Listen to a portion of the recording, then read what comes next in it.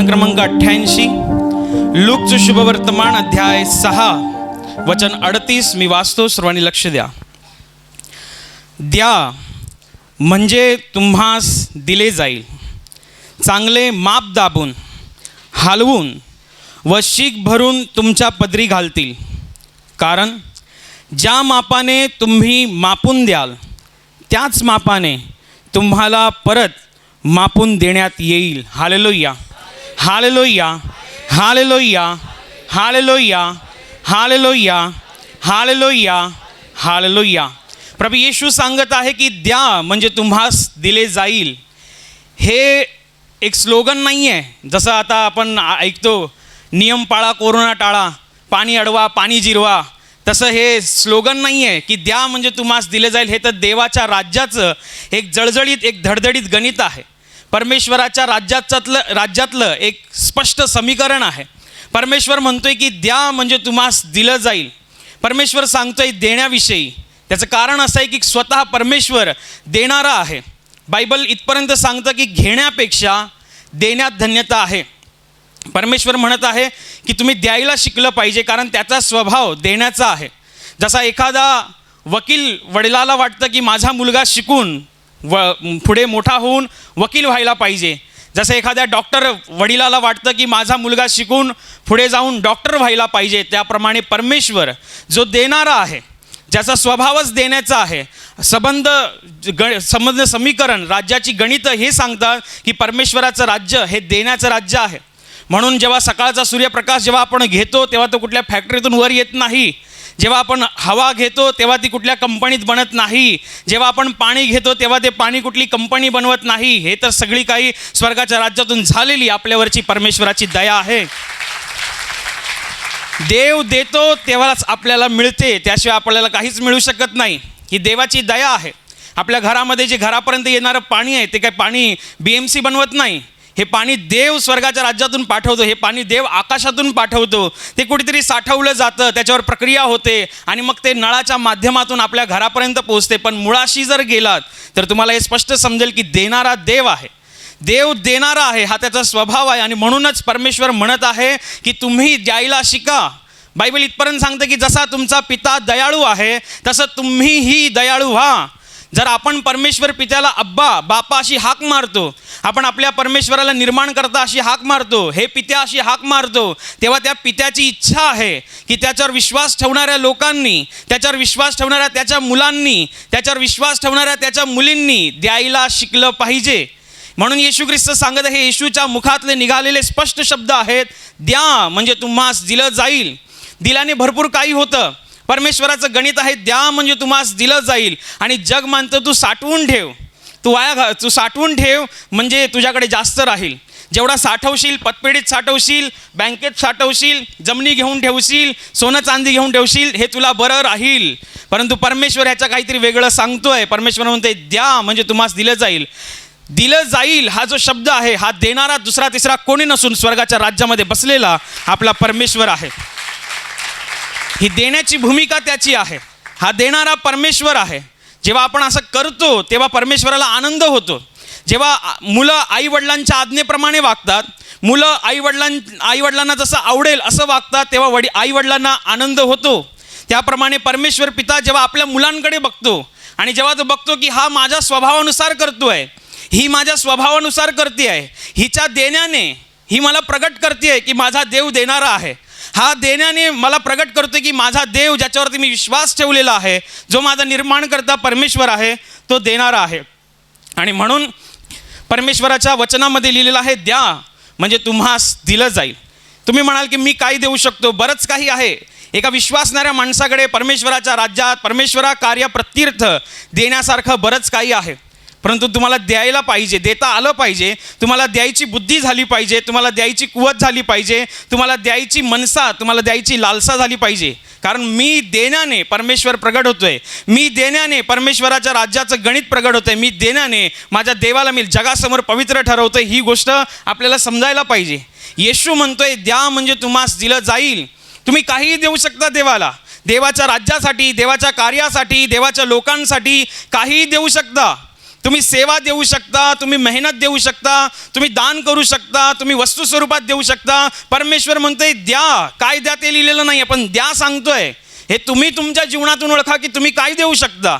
देवाच्या राज्यासाठी, देवाच्या कार्यासाठी, देवाच्या लोकांसाठी तुम्ही काय देऊ शकता. मग ते छोटे असोत मोठी असोत, ह्याच्याविषयी तुम्ही शंका बाळगत बसू नका की माझी जी भेट आहे ती छोटी आहे, माझं जे देणं आहे ते छोटं इतरांच्या तुलनेत. असं काहीच नाही आहे. परमेश्वराच्या राज्यामध्ये देणं महत्त्वाचं आहे. बायबल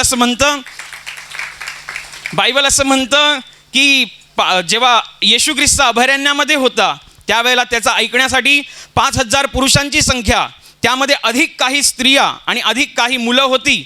म्हणजे जवळपास हा आकडा 5,000च्या वर होता. आणि येशूचं ऐकण्यासाठी, येशूला पाहण्यासाठी लोक तिकडे अभयारण्यामध्ये होती. 3 दिवस 3 रात्र ही लोक येशूचं ऐकत होती, येशूला पाहत होती. स्वर्गाच्या राज्याचं गणित ते परमेश्वर पुत्राच्या मुखातून स्पष्ट ऐकत होते. 3 दिवस 3 रात्र झाल्यानंतर येशूच्या शिष्यांनी सांगितलं, ह्यांना घालवून द्या. एवढ्या मोठा जनसमुदाय आहे, या जनसमुदायाला घालवून द्या, नाहीतर यांना खायला देण्यासाठी आपल्याकडे काही नाही आहे. येशू म्हणतो तुमच्याकडे काय आहे? ते बोलतात आमच्याकडे काही नाही आहे, फक्त एका मुलाकडे आम्ही 5 जवाच्या भाकरी आणि 2 मासे बघितलेले आहेत. येशू म्हणतो एक काम करा, ते माझ्याकडे घेऊन या. 5 जवाच्या भाकरी आणि 2 मासे. जेवणारी पुरुषांची संख्या 5,000, अधिक काही स्त्रिया, अधिक काही मुलं, म्हणजे जवळपास 5,000च्या वर हा आकडा आहे. पण आपण 5,000च पकडूया. तर मला सांगा 5,000 जनसंख्येच्या तुलनेमध्ये 5 जवाच्या भाकरी आणि 2 मासे किती लोकांना पुरणार? साधं गणित आहे. 3 जास्तीत जास्त 3 वाटून बिटून खाल्लं तर 5-6 लोक होतील. 5 जवाच्या भाकरींमध्ये आणि 2 माशामध्ये एवढी होतील. पण जेवणारी लोक 5,000 आहे. जेवणारी लोक 5,000 आहेत. 30 पुरुष आहेत, त्याच्यामध्ये स्त्रिया आहेत, मुलं आहेत. आणि सगळ्यात महत्त्वाचं 3 दिवस 3 रात्र तहानभूक विसरून ते तिकडे आहेत. तुम्हाला माहिती आहे तहानभूक जेव्हा एखादा माणसाला उपवास प्रार्थनेच्या काळात असेल, किंवा तो जर काही कारणास्तव किंवा कामानिमित्त जर तो उपाशी राहिला आणि रात्रीच्या वेळेला तो जेवणाला बसला, तर त्याच्या नावडती भाजी जरी असली, त्याला न आवडणारी, ती त्या दिवशी त्याला आवडायला लागते अचानक. का? कारण सकाळपासून भुकेलेला असतो, कामामध्ये गुंतलेला असतो, कामाच्या व्यापामध्ये असतो, आणि काही खायला मिळालं नाही, वेळ मिळाला नाही. रात्री जेवणाच्या ताटावर बसलं, बघतो तर काय ना आवडती भाजी आहे जी कधीच आवडत नाही, पण त्याच दिवशी ती आवडायला लागते. त्याचं कारण असं आहे की शरीराची भूक आहे.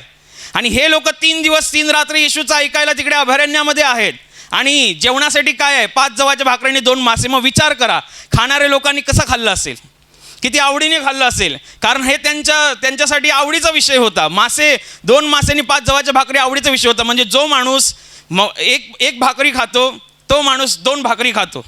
तसं आता साधं गणित असं आहे की जी लोक नॉनव्हेज जास्त पसंत करतात, मांसाहारी जास्त पसंत करतात, ते शाकाहारीच्या तुलनेमध्ये जास्त चपात्या खातात त्याच दिवशी, ज्या दिवशी घरात मांसाहारी बनलेला आहे. सांगण्याचं तात्पर्य एवढंच आहे की भुकेली लोक आहेत ती. येशूचं ऐकण्यासाठी जिकडे ते थांबलेले आहेत ती खूप भुकेली लोक आहेत. आणि त्यांच्या तुलनेमध्ये त्यांच्या पुढे फक्त 5 जवाच्या भाकरी आणि 2च मासे आहेत. येशू म्हणतो माझ्याकडे घेऊन या. त्या मुलाकडनं ती भाकरी आणि ते मासे येशूच्या हातात आणून दिले जातात. तोपर्यंत येशू सांगतो की तुम्ही ह्या लोकांना 50-50 आणि 100-100च्या पंक्तींमध्ये बसवा. येशू त्या 5 जवाच्या भाकरींवरती आणि 2 माशांवरती आशीर्वाद मागवतो आणि नंतर आपल्या शिष्यांच्या हाती देतो. बोलतो वाढायला सुरुवात करा. आणि बायबल ह्या गोष्टीविषयीची स्पष्टपणे साक्ष देतं की वाढायला सुरुवात होते. 5,000 लोक जेवून तृप्त होतात. उरलेल्या भाकरीच्या 12 टोपल्या भरतात. होते किती? 5 जवाच्या भाकरी. आणि गणित किती उरले? किती? 12 टोपल्या. 12 टोपल्यानंतर येशूचे शिष्य आणि येशू तिकडून निघून गेले. पण तुम्हाला माहिती आहे का की ह्या 12 टोपल्या राहिल्या कुठे? ह्या 12 टोपल्या तिकडेच राहिल्या त्या मुलाकडे. त्या मुलाने 5,000 जनसंख्येच्या तुलनेसाठी, म्हणजे देवाच्या कार्यासाठी, देव म्हणाला तुमच्याकडे खायला काय आहे, खायला द्यायला काय आहे? येशूचे शिष्य म्हणतात काही नाही आहे, फक्त एका मुलाकडे 5 भाकरी 2 मासे आहेत. ते घेऊन आणले जातात. देवाच्या कार्यासाठी तो मुलगा 5 भाकरी आणि 2 मासे देतो. पण तो हा विचार करत नाही की अरे जेवणाऱ्यांची संख्या 5,000 आहे, माझ्याकडे 5च भाकरी आहेत, 2च मासे आहेत, माझ्या आईने मला दिले, मी तुम्हाला कशाला देऊ? तो असं विचार करत नाही. प्रभूला पाहिजे ना, हा घेऊन जा. ध्यानात घ्या, 5 भाकरी 2 माशांचं रूपांतर उरलेल्या 12 टोपल्यांमध्ये करण्याची ताकद फक्त येशू ख्रिस्तामध्ये आणि त्याच्या जवळ आपण आहोत. 5 जवाच्या भाकरी आणि 2 मासे, आणि त्याचं रूपांतर कशामध्ये झालं? उरलेल्या तुकड्यांच्या 12 टोपल्या भरल्या. परमेश्वराच्या राज्यात मदत छोटी मोठी असं नाही आहे. प्रत्येक मदत देवाच्या राज्यात महत्त्वाची आहे. प्रत्येक सेवा देवाच्या राज्यात महत्त्वाची आहे. प्रत्येक भेट देवाच्या राज्यात महत्त्वाचा आहे. प्रत्येक माणूस देवाच्या राज्यात महत्त्वाचा आहे. तुम्ही काय करत असाल, काय तुम्ही तुम्ही तुम्ही स्वतःला कमी लेखू नका. तुम्ही काही करू शकता देवाच्या राज्यासाठी. देवाच्या राज्यात कुठलीच मदत, कुठलीच सेवा छोटी मोठी नसते. प्रत्येक सेवा स्वतःमध्ये एक सामर्थ्याने भरलेली असते. येशू ख्रिस्त आपल्या शिष्यांविषयी म्हणताना असं म्हणतो, मत्तेच्या शुभवर्तमानात 10:42 की या लहानातील एकाला शिष्य समजून जो कोणी थंडगार पाण्याचा एक प्याला पाजील तो आपल्या प्रतिफळाला कधीच मुकणार नाही, असं मी खचित सांगतो. हे येशूचं वचन आहे. येशू काय म्हणत आहे जरा लक्षपूर्वक ऐका. या लहानातील एकाला शिष्य समजून थंडगार पाण्याचा एक प्याला पाजील, थंडगार पाणी द्यायचं आहे. थंडगार पाण्याचा एक प्याला पाजील तो आपल्या प्रतिफळाला कधीच मुकणार नाही. हे देवाचे शब्द आहेत. हे येशूचे शब्द आहेत. येशू काय म्हणतोय? येशू म्हणतोय, माझ्या शिष्याची जर एक वेळची गरज कोणी भागवली, माझ्या कार्याला जर एक वेळ कोणी मदत केली, माझ्या कार्यामध्ये जर एक वेळ कोणी सेवा केली, मी परमेश्वर त्याच्या प्रतिफळाला कधीच मुकवणार नाही. स्वर्गाच्या राज्यातून त्याचं प्रतिफळ, त्याचं वाट पाहिल. एक वेळची तहान भागवण्याविषयी येशू म्हणतोय. एक वेळची तहान, एक ग्लास पाणी द्यायला विचार करायला लागत नाही. एक ग्लास पाणी द्यायला मनाची मनधरणी करावी लागत नाही. पण कधी कधी दान द्यायला मनाची धरणी करावी लागते. देऊ की नको देऊ, माझं हे भाडं भरायचं आहे, माझं ते भाडं भरायचं आहे, माझं असं करायचं आहे, माझं असं करायचं आहे, माझं असं करायचं आहे. पण माठ ठेवलेला असेल, हंडा ठेवलेला असेल, त्याच्यातनं एक ग्लास पाणी काढून द्यायला ह्याच्यात रॉकेट सायन्स नाही आहे.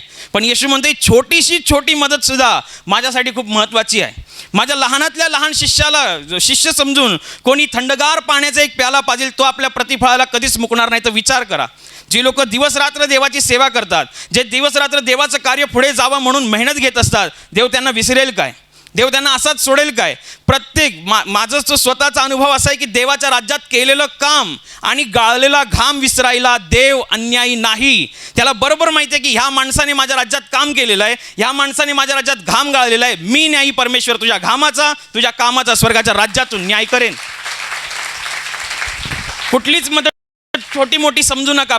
तुम्ही काय करू शकता ते तुमच्यावरती आहे. बायबलमध्ये सुंदर घटना लिहिलेली आहे एका विधवा स्त्रीविषयी.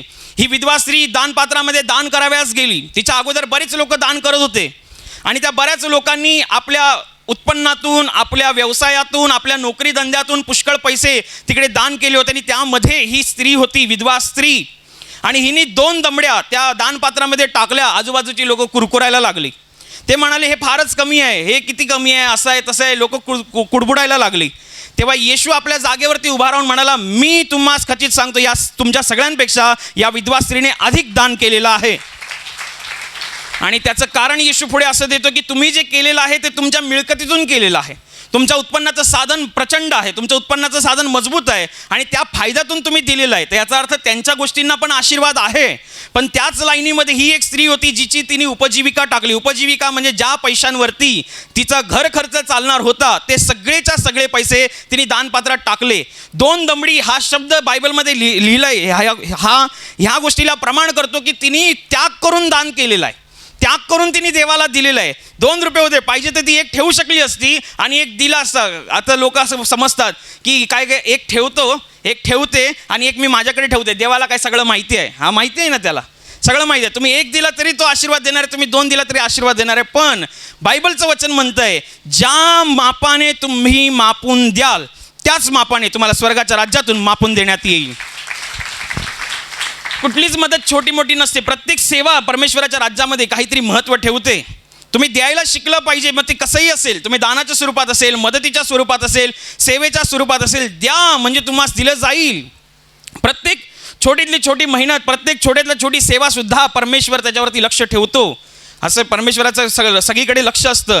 जसं ह्या स्त्रीने 2 रुपये दानपात्रामध्ये टाकले, त्या असं नाही की तिकडे पुष्कळ लोकांनी पुष्कळ दान केलं आणि हिनी कमी केलं म्हणून देवाने हिच्याकडे बघितलं नाही, असं नाही आहे. देव सगळ्या गोष्टीकडे पाहतो. देवाचं सगळ्या गोष्टीकडे लक्ष आहे. देव सगळ्या गोष्टी आपल्यासाठी करत असतो आणि देवाच्या राज्यामध्ये हे फार महत्त्वाचं आहे. द्या म्हणजे तुम्हास दिलं जाईल. आपण जे काही देतो त्या गोष्टीकडे परमेश्वराचं विशेष लक्ष असतं. परमेश्वराचं मोठं लक्ष असतं. जेव्हा आपण परमेश्वराच्या राज्यामध्ये चालत असतो, वावरत असतो, त्यावेळेला आपण जे काही देतो ते परमेश्वराच्या राज्यामध्ये फार महत्त्व ठेवतं. त्याला एक अर्थ आहे. त्या अर्थाला समजून घ्या. देण्याच्या ताकदीला समजून घ्या. परमेश्वराच्या राज्यामध्ये देण्याची एक ताकद आहे. परमेश्वराच्या राज्यामध्ये देण्याची स्वतःची एक सामर्थ्य आहे. नीतिसूत्र 19:17 असं सांगतं की जो दारिद्र्यावरती दया करतो, जो दारिद्र्याला देतो, तो परमेश्वराला उसने देतो. येशू ख्रिस्त म्हणाला मत्ती शुभवर्तमानात 10:8 की तुम्हास फुकट मिळाले, तुम्ही फुकट द्या. परमेश्वर देण्याविषयी सांगतोय, कारण तो देणारा परमेश्वर आहे. तुम्ही छोटी असोत मोठी असोत, प्रत्येक गोष्टीकडे त्याचं विशेष लक्ष आहे. म्हणून तुम्ही देवाच्या राज्यामध्ये वावरत असताना काय करू काय नको करू ह्याचा विचार करू नका. तुम्ही शोधा की मी कशी सेवा करू शकतो, मी कसं काम करू शकतो, मी देवाच्या राज्याला कशी मदत करू शकतो, मी देवाच्या लोकांना कसं उपयोगी पडू शकतो, मी सुवार्थ सांगायला कसं काम करू शकतो. असं तुम्ही स्वतःशी विचार करा. स्वतःशी विचार करा. देव तुम्हाला मार्ग सुचवेल. देव तुम्हाला त्याच्या राज्यामध्ये पेरण्याची संधी देईल. कारण देवाचं राज्य पेरण्याचं राज्य आहे. ज्या पद्धतीने आपण पेरतो देवाच्या राज्यातून आपल्याला ते मिळत असतं. प्रत्येक छोट्या मोठ्या गोष्टींकडे विश्वासणाऱ्यांच्या छोट्या मोठ्या गोष्टीकडे देवाचं विशेष लक्ष असतं, स्वतंत्र लक्ष असतं. असं नाही की मी काय करतो ते देवाला कळत नाही आहे, मी देवाची सेवा करतोय तर देवाला कसं समजणार, मी देवासाठी मेहनत घेतो हे देवाला कसं समजणार. नाही, त्याला समजतं, त्याला माहिती आहे. बायबलमध्ये हनन्या आणि सप्पिरा या दोघांचा उल्लेख आहे. हे दोघे नवरा बायको होते. या दोघांनी आपल्या मनामध्ये विश्वासाने ठरवलं होतं की आपण आपली जमीन विकून ती मिळालेली रक्कम देवाच्या दानपत्रामध्ये दान करायची. आणि मग जमीन विकली जाते आणि मग जमीन विकल्यानंतर त्या जमिनीचे पैसे मिळतात. आणि पैसे मिळाल्यानंतर त्याची बायको सप्पिरा म्हणते आपण याच्यातली काहीतरी थोडी बाजूला ठेवूया, आपण घरात ठेवूया. पहिल्या यांनी ठरवलेलं की आपण देऊन टाकायचं सगळं, आणि नंतरला रक्कम हातात आल्यानंतर काय होतं, ती सांगते की बाजूला ठेवूया. तेव्हा नवरा तिचा ऐकतो आणि नवऱ्या ऐकल्यानंतर ती रक्कम बाजूला ठेवतो आणि मग नंतरला तो मंदिरामध्ये दानपात्रामध्ये दान करायला जातो. तिकडे येशूचा शिष्य पेत्र असतो आणि पेत्राकडे ही रक्कम ठेवली जाते. तेव्हा पेत्राला पवित्र आत्मा सांगतो की ही रक्कमेमध्ये काहीतरी गडबड आहे. हे जे तिने दान दिलेलं आहे ह्याच्यामध्ये तिने भेसळ केलेली आहे. दान शुद्ध स्वरूपाचं असावं, सेवा शुद्ध स्वरूपाची असावी. सेवा जेव्हा आपण करतो तेव्हा ती मी करतोय, मला कोणाला दाखवायचं असं नाही आहे. मी जी सेवा करतोय तो माझा स्वर्गातील परमेश्वर पाहतोय, त्या सेवेला तो प्रत्युत्तर देईल. आणि मग पेत्र त्याला विचारतो की तू एवढ्यालाच जमीन विकली काय. तू म्हणतो हां एवढ्यालाच विकली. पण त्यांना हे माहिती नाही की देवाच्या सेवकाला माहिती आहे. सांगण्याचं तात्पर्य असं आहे की ह्या दोघं नवरा बायकोनी घरामध्ये पवित्र आत्म्याशी लबाडी करावी, घरामध्ये पवित्र देवाशी लबाडी करावी म्हणून घरामध्ये ठरवलेलं. ह्यांनी घरामध्ये कुजबूज केलेली की दान आल्यावर असं करायचं, दान आल्यावर तसं करायचं, दान आल्यावर असं करायचं, दान आल्यावर तसं करायचं. घरात ठरवलेलं. आणि त्या मंदिरामध्ये असलेला पेत्र ह्याला माहिती होतं. तर याचा अर्थ असा आहे की आपण घरात असोत, बाहेर असोत, अंधारामध्ये असोत, प्रकाशामध्ये असोत, देवाचं सगळीकडे लक्ष आहे. तुम्ही छोट्यातली छोटी मदत, मोठ्यातली मोठी मदत, काही तुम्ही करा, सगळं सेम आहे परमेश्वरासाठी. आणि जेव्हा तुम्ही करता देवाच्या राज्यातून देवाला देता तेव्हा ते फार महत्त्वाचं आहे. देवाला देण्यासाठी शिका, देवाच्या राज्यात करण्यासाठी शिका. देव जेव्हा आपल्याला देतो तेव्हा ते फार असतं. बायबलमध्ये लिहिलं आहे ज्या मापाने तुम्ही मापून द्याल त्याच मापाने तुम्हाला मापून देण्यात येईल. आपल्यासारखं त्याचं माप नाही आहे. तो बलाढ्य परमेश्वर आहे. स्वर्ग त्याचं राजासन आणि पृथ्वी त्याचं पदासन आहे. जेव्हा तो त्याच्या मापाने मापून द्यायला जाईल तेव्हा त्याचं गणित आपल्याला आकलन करता येणार नाही. 5 जवाच्या भाकरीने 2 माशांचं रूपांतर उरलेल्या भाकरीच्या 12 टोपल्यांमध्ये भरल्या, हे साधं गणित नाही आहे. परमेश्वराच्या राज्यामध्ये जे काही तुम्ही करता ते छोटं असोत मोठं असोत काही असोत, लोक तुमच्याविषयी कुजबूज करणारे असोत, लोक तुम्हाला काही बोलणारे असोत, तुम्ही त्यांच्याकडे लक्ष देऊ नका. जर लक्ष देत बसाल की मी ही सेवा केली तर कसं होईल. देवाच्या राज्यात प्रत्येक सेवा मायने ठेवते. प्रत्येक सेवा, इकडे प्रवचन देण्यापासून ते संडास बाथरूम साफ करण्यापर्यंत सगळ्या गोष्टी देवाच्या राज्यामध्ये मायने असतात. तुमचा घाम गळला ना देवाच्या राज्यामध्ये, देव त्याची किंमत करेल.